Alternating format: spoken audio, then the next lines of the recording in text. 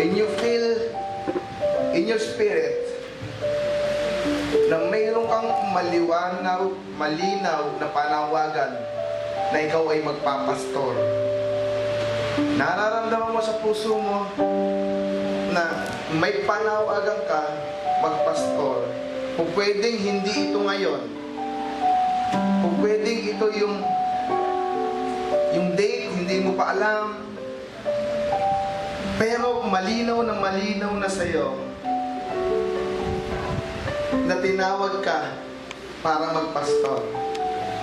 I want you to come forward.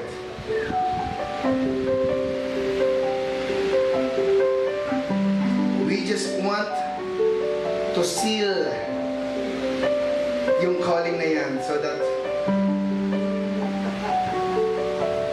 you will be protected by Spirit. This is your decision. This is a step of decision. If you feel you are being called to be a pastor, come forward. And I will declare a special anointing for you.